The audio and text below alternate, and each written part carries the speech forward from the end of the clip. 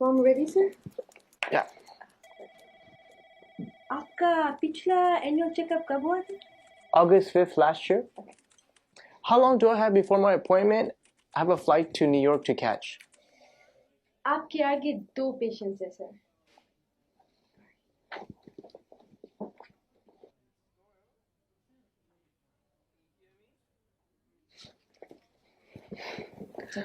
या नंबर आया है अभी, तुम जा सकती हो.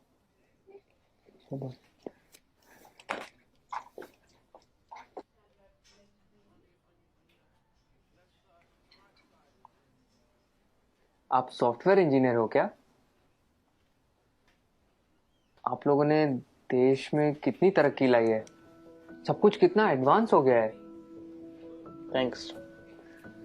आप लोगों को देख के तो मैं एकदम हैरान हो जाता हूँ. आप कंप्यूटर में अंदर कुछ कोड करते हो और बाहर दुनिया बदल जाती है. इतना आसान नहीं है दोस्त. ये कुछ कोड का काम नहीं है. काफी मेहनत जाती है इसके पीछे.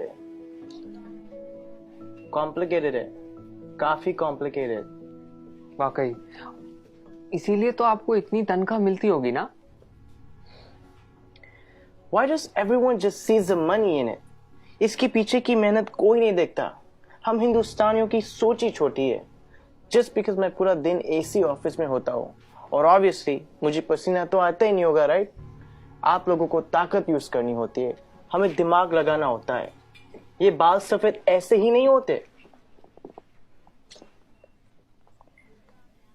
Let me give you an example. वो ECG मशीन देखो, सब कुछ कंप्यूटराइज्ड है. आपके बॉडी में क्या क्या चल रहा है सब कंप्यूटर से निकाल सकते हैं. प्लेन की, ट्रेन की, लाखों रिजर्वेशन ऑनलाइन होती है. बैंक के ट्रांजैक्शन सब एक सिंगल डेटाबेस में. Data integrity, locking, data security. कुछ आइडिया ये सब डिजाइन करना कितना कॉम्प्लिकेटेड है? और आप कह रहे कि कोडिंग करना आसान है. आप ये सब कोड करना जानते हो? पहले करता था, अब मैं प्रोजेक्ट मैनेजर हूँ. मेरी टीम सब करती है. ओह, तो अब काम आसान हो गया होगा. इस फील्ड में कुछ आसान नहीं है. जितना ऊपर जाओ उतनी ही रिस्पॉन्सिबिलिटी बढ़ती है, काम बढ़ता है, स्ट्रेस बढ़ता है. कोडिंग और डिजाइनिंग ये फिर भी आसान है, लेकिन अब मुझे पूरी टीम संभालनी पड़ती है. 10 लोगों को हर रोज जवाब देना होता है. क्वालिटी मेंटेन करनी होती है. 2 घंटे ईमेल ना चेक करूं तो लोग पैनिक करने लगते हैं. एक साइड से रिजल्ट का प्रेशर होता है और दूसरी साइड को कस्टमर को रिप्लाई करना होता है.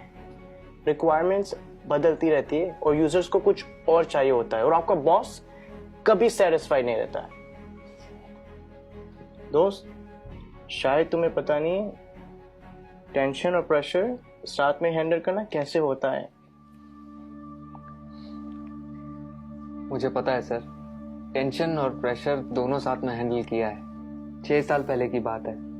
हम लगभग 30 लोग रात के 3 बजे पॉइंट 4875 को कैप्चर करने के लिए बढ़ रहे थे. दुश्मन ऊपर से फायरिंग कर रहा था. अगली गोली किसके नाम पे लिखी थी पता नहीं था. उजाले से पहले हमें वहां पहुंचना था. वक्त काफी कम था हमारे पास. होश तो तब आया जब अगले दिन हम चोटी पर तिरंगा लहरा रहे थे और तब हम बचे 30 नहीं 4 लोग थे. आप Subedar Sushant from 13 Jammu and Kashmir Rifles on duty at Peak 4875 in Kargil.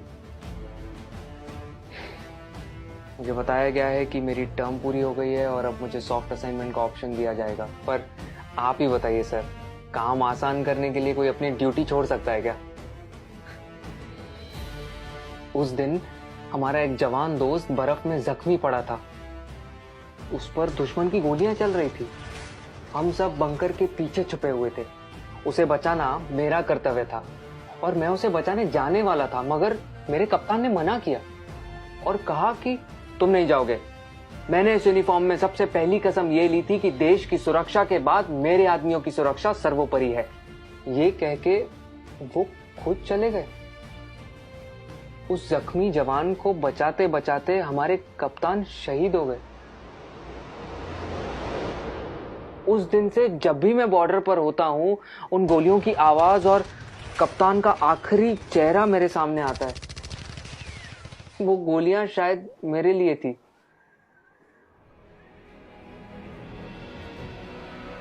Tension और प्रेशर दोनों के साथ काम करना जानता हूँ मैं। Sir, keep it on. या sure. It was nice meeting you. Thank you for your service. जय हिंद। जय हिंद।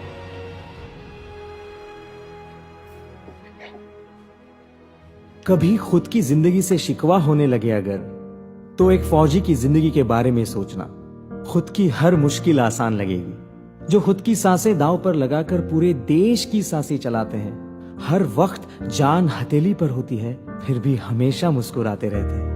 जिन्होंने डर को भी डराया है और देश के लिए जीना क्या होता है, ये इन सरहद के पहरेदारों ने हमें सिखाया है। तो अगली बार जब कोई चुनौती तुमसे तुम्हारा सुख चैन छीनेगी, तो एक फौजी की जिंदगी के बारे में जरूर सोचना। खुद की हर मुश्किल आसान लगेगी।